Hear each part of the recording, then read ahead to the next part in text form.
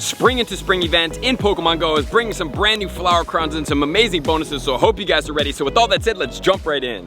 Welcome back, my Trainer Club. Let me know in the comments below, are you guys ready for event? What is this, number 2, 3? I don't know. I think it's number 3, number 2, I don't know. Whatever it is, we are getting into Spring event in Pokemon Go. I hope you guys are ready.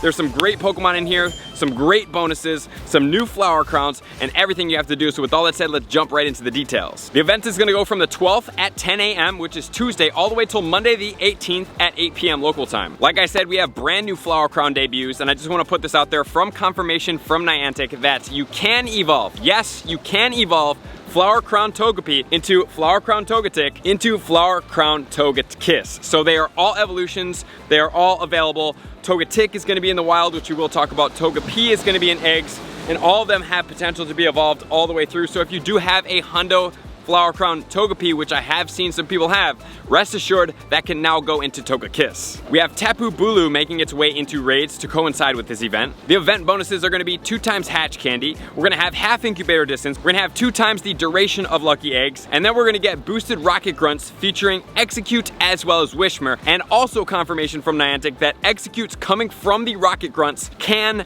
be shiny. Confirmation, it can be shiny, which we will cover in a tip. So you're going to want to stick around for that because it's going to be worth your time. And then also there's 2 micro events going on during this time, which we will come out with tips. There's going to be the Exeggcute event on Saturday from 11 a.m. to 2 p.m. And then on Sunday, there's going to be a Go Battle Day from basically midnight to midnight from Saturday night as soon as it becomes Sunday at 12 a.m. all the way till 11:59 on Sunday is going to be the Go Battle Day. So there's going to be spawns, raid bosses, egg hatches, field research, story quest research. So let's get into my top tips, starting off with tip number 1.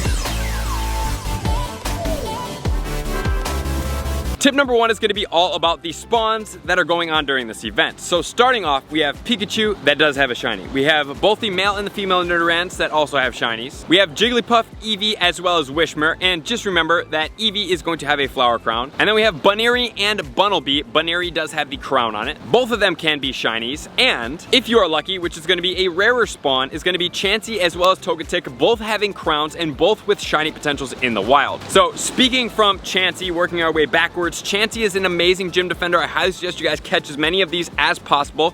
The shiny is incredible. The Blissey shiny, in my opinion, not so much. It's just a slighter, lightly hue of pink. But I suggest you guys catch these, trade them over 100 kilometers and stack up on that Exo candy. And putting Blissey anywhere over, I mean at 40 it's already powerful, but over 40, man, it gets even more powerful and stronger and much more of a nuisance to even attempt to think about going after that gym. And I also want to point out that Pikachu spawns in a lot of events. So if you're on your way to level 50, you have to max out 3 level 50 Pokemon, which is going to require 296 XL candy. And although it is very expensive to do so, even though a Lucky would make it a whole lot easier to do so, such as if you had a Hundo Pikachu. Pikachu, being that it's out quite common, is an easy Pokemon to get a lot of XL candy for. Even though now you can have probably quite a bit from a lot of days and there's more relevant ones. I just want to put that out there. If you are scraped and looking for XL candy, Pikachu is usually a great one to contend with. And then one more thing before we get into the PvP IVs and the meta attacker potentials is that Wishmer is a 12 candy per evolve. And on Tuesday night, the 12th, it is going to be 2 times evolution XP. So if you have the ability to grind during that day, catch as many Wishers as possible, use pineapple berries, and then on the spotlight hour, you're going to throw on a lucky egg. You are going to that you're gonna get for an entire hour, and you're gonna evolve the entire hour, and then you're gonna have an auto catcher in the background, and you're gonna walk around and catch while you evolve in a great located, dense spawned area. Trust me, it's gonna be great for your XP. It's amazing. I can't wait to do that spotlight hour with you guys. Which is then gonna lead us into our meta attackers. As far as our meta attackers, we do have Eevee that goes into Sylveon. That is a semi-meta attacker. What I mean by semi is it's pretty good. It's in the top 5, so it can be useful. And then also we have Glaceon in there as well, which can be useful. Same with Togekiss, can be useful. Is it the top ones?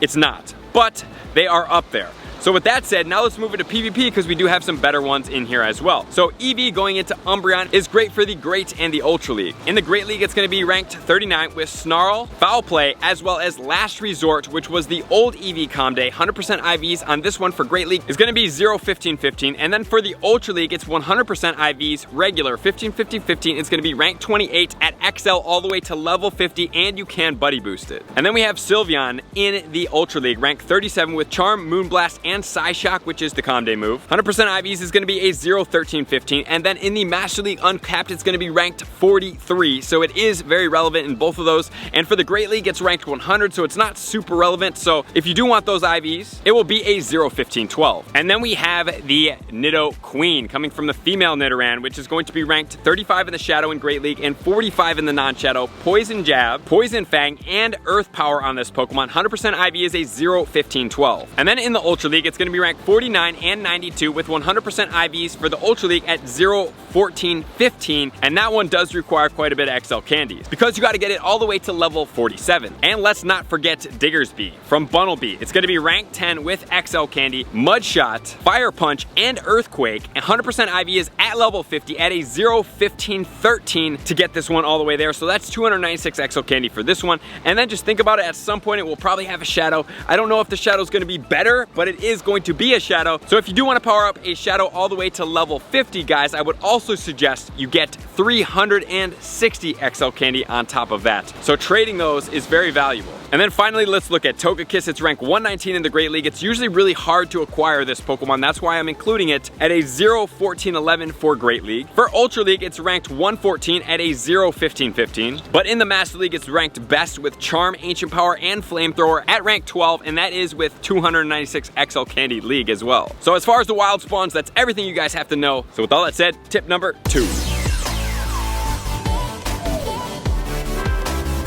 Tip number 2, let's focus on the bonuses. So we have 2 times Hatch Candy, which is pretty cool. The 2-kilometer eggs are easiest to acquire, Pichu, Igglybuff, Azurill, as well as Munchlax. Pichu, 100% IV is going to be 270. Igglybuff is going to be 306. Azurill is going to be 208. And then we have Munchlax going to be 1081. And then for the second tier rarity, we do have Happiny, we do have Togepi, and we have Exeggcute. Happiny is going to be 212. Togepi is going to be 375. And Exeggcute is going to be 671. And then third tier rarity, meaning it's going to be the rarest, we have Chingling, which I don't really care about the 100% IV. And then we have Riolu, which is going to be 567. So getting 2 times Hatch Candy is one thing, but we also have half hatch distance. So what I suggest you guys do is not only use it to have your infinite incubators on 2-kilometer eggs, I will report back to see with you guys and see how common these eggs are going to be as far as hatching good Pokemon from those 2-kilometer eggs, and suggest later if it is going to be worth it. But more importantly, I suggest using it for 12-kilometer eggs because you're going to use half the distance. And then on a star piece, guys, remember, you get about 85 to 90,000 Stardust on 12-kilometer eggs.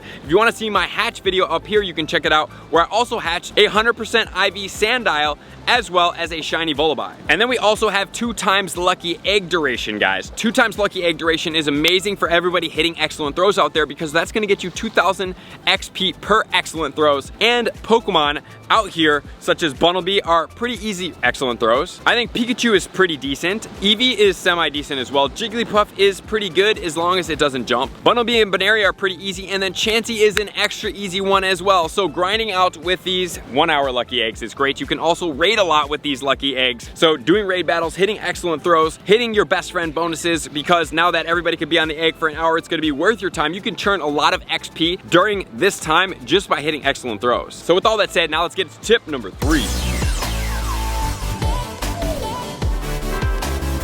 Tip number 3 is going to be focused around rocket grunts. So we do have Wishmer as well as Exeggcute making themselves more popular in these rocket grunts. And just remember that you have the ability, yes, you have the ability to be able to get yourself shiny Exeggcute from this thing. Right? So that's amazing. However, when you're able to evolve, which is kind of a bummer at the same time because these Exeggcutes are gonna have frustration, you normally would be able to evolve to get Draco Meteor on this Exeggcute if you did get a shiny one, but you're not going to be able to get Draco Meteor, but you will be able to evolve the shiny Shadow Exeggcute into shiny Shadow Alolan Exeggutor on Saturday from 11 a.m. to 2 p.m. when we are doing the Exeggcute event. So that's going to be really cool to get a shiny Shadow Alolan Exeggutor, but you're going to have to make sure you battle a lot of these grunts to be able to get these Pokemon. And then also Wishmer is a 1,000 candy per Purify, so if you are looking to get the Platinum Medal for purifying Pokemon, this is a great time to stack up on tons of Wishmer, purify them to save a lot of Stardust. And if you're not trying to get the medal, what you can also do is save these Pokemon for future things, such as when we have these Rocket Grunt events and there's a Purify Shadow Pokemon, you can save a ton of Stardust on the way there. So, with all that said, now let's get into tip number 4. Tip number 4 is going to focus all around the field research as well as the Alolan research going on during this time. The Alolan research is catch 10 Pokemon for 10 Pokeballs, complete 3 field research tasks for 5 Pineapple berries, and earn 5 hearts with your buddy for 8 raspberries. For a Weeping Bell encounter, 500 XP and 500 Stardust, then take 3 snapshots of wild Pokemon. For an Oddish encounter, use 7 berries to help catch Pokemon for a C-Dot, and catch 5 Pokemon with Weather Boost for a Sunkern. You're going to get a TM, 500 XP, and 500 Stardust. Then in stage number 3, we have walk 2 kilometers for a Geodude Alolan encounter, complete 5 field research tasks for 15 Pokeballs, and catch 5 different species of Pokemon for a Sandshrew encounter. For a battle pass, for 1000 XP and 1000 Stardust. Then we have send 5 gifts to friends for 10 Great Balls, catch 15 Pokemon for 7 Pineapple berries, and win a raid for an Alolan Vulpix encounter for the rewards of 15 Ultra Balls, 8000 XP, and 3000 Stardust. So pretty good looking there. And then also for the field research, we have Hatch an Egg, which is going to be either a Pikachu or an Eevee encounter. We have Hatch 2 Eggs, which is going to be a Buneary encounter. And then I'm assuming Hatch 3 Eggs is going to be a Chansey encounter. We do not have that field research task confirmed, but that is going to be my guess. And if it does change or when it does come out, I will pin it in the comments below for all you guys. So as far as this event goes, that is going to do it. There's a lot going on in this event. It's a cool event. I suggest stocking up on a lot of these Pokemon and trading them for XL candy over 100 kilometers, such as all of the Togepi, Togetic, Togekiss, whatever you're able to acquire. And then you have babies to hatch from 2-kilometer eggs. Hopefully some of you guys will get a shiny Riolu. I'm hoping for 100% IV Riolu. I know that's kind of a rare request, but I will be hatching some of those eggs just to have some fun. We're gonna make a video about it. And then also we have the shadows coming in. So the grunt is definitely something you're gonna wanna take full advantage of, because you can evolve a shiny shadow Exeggcute into shiny shadow Alolan Exeggutor on Saturday, which I suggest you guys take advantage of, and you can obviously evolve the regular one as well. So thank you guys for tuning in. We will have more tips coming for that event, which is going to include some great Stardust boosted Pokemon such as Paris and other things going on, and we will be live streaming that as well. I can't wait to see you guys out there, so I appreciate you guys tuning in. As always, to all my likers, commenters, subscribers, Patreon members, everybody take their support, anticipation to the next level. I'm gonna see you guys out on the next video. Peace. I want to take this time to thank everybody who supports me in every facet. It means the world to me, and an extra special thank you to all my Patreons. I greatly appreciate the extra support to continue to allow me to pursue Pokemon Go full time, allowing me to create my daily video uploads in the most timely fashion for everyone's benefit. Plus, I get the amazing experience of sharing my creative processes behind the scenes and raiding all around the globe with select upper tiers. Thank you everybody for being a part of the Trainer Club. You all mean the absolute world to me, and I will see you guys out on the next video.